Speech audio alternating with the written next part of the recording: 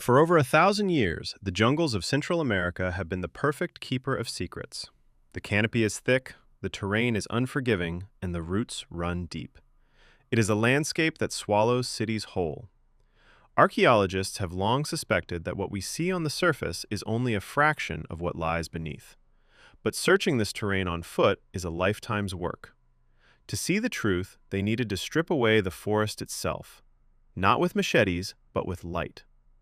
LiDAR, light detection and ranging, fires millions of laser pulses from aircraft. The lasers penetrate the canopy and map the ground below in extraordinary detail, revealing structures invisible to the naked eye. When the lasers hit the ground in this remote stretch of jungle, the results were not just surprising, they were impossible to ignore. Beneath the vegetation lay the ghost of a sprawling metropolis, and in the center of that digital map, tucked away in a place that looked deliberately erased from memory, was a structure that had never been looted. They had found a tomb, and the Maya had not left this place unguarded. Locating the entrance was only the first problem. Entering it was the second. This was not a simple grave, it was a vault engineered to resist the living. As the excavation team began to clear the site, they reported that the architecture itself seemed hostile.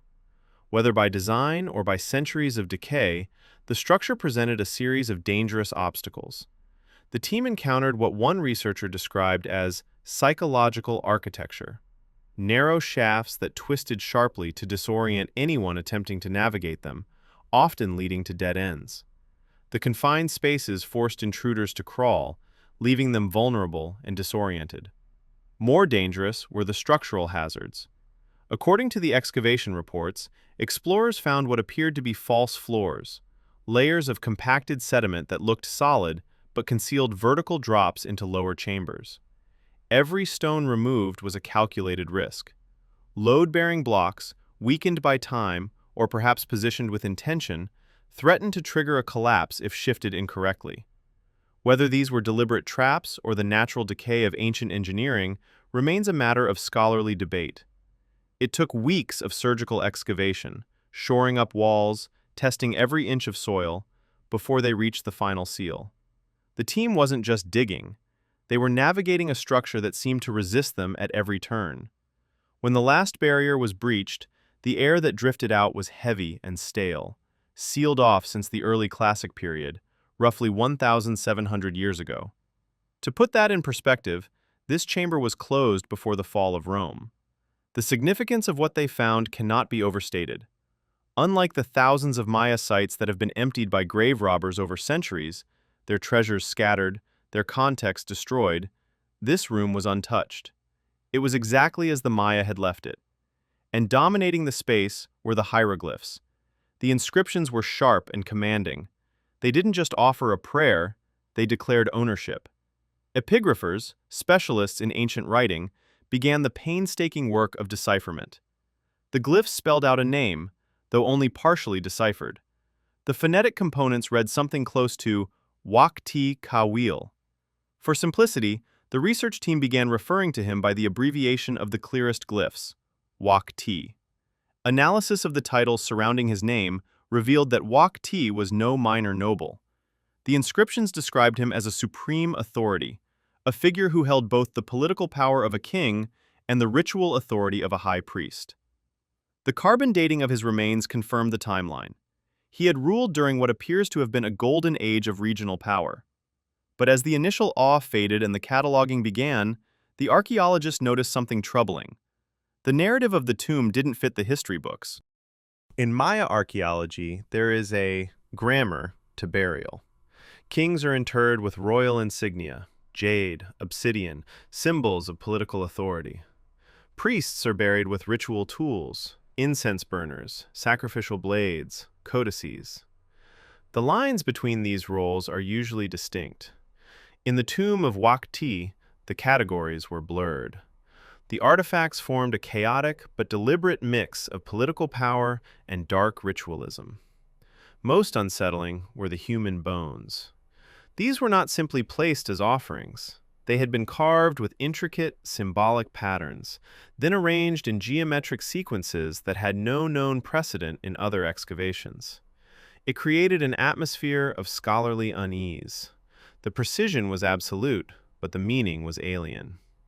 The leading interpretation is that Wak Ti was practicing a form of ritual that was either unique to him, unique to this region, or part of a tradition that has otherwise been lost to time. And then, amidst the jade and the dust, they found the object that would challenge everything experts thought they understood about Maya conceptions of death. It was a small, carved bone, no longer than a human hand. At first glance, just another offering among many. But when the researchers studied the iconography, the implications were staggering. The carving depicts Wak Ti himself. His regalia matches the inscriptions on the walls. But it is what he is doing in the image that defies expectation. The figure is shown holding a jade mask, the exact same mask found resting on his remains. In almost all known Maya art depicting burial, the dead are passive. They are washed, dressed, and interred by the living. They are the objects of the ritual, never the actors. But here, Wak Ti is depicted holding his own burial mask. He is not being prepared for death by priests and servants, he is preparing himself. Scholars interpret this image as evidence of something extraordinary, a level of agency in death that shouldn't exist within the known Maya framework. The carving suggests that Wak Ti did not simply die and allow his subjects to handle the transition to the afterlife.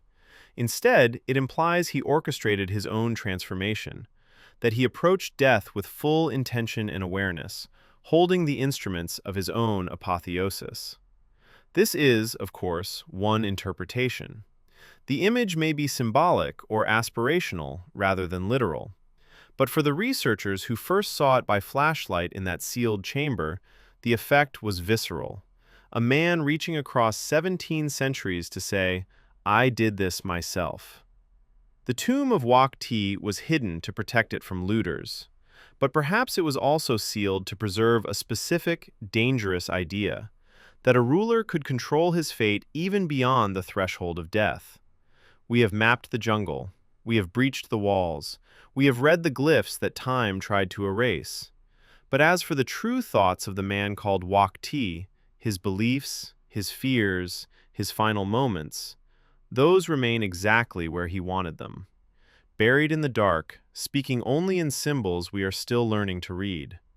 The jungle has kept its secrets for 1,000 years, but slowly, laser by laser, stone by stone, they are coming to light. If you want to be here when the next one surfaces, subscribe. There is more to uncover.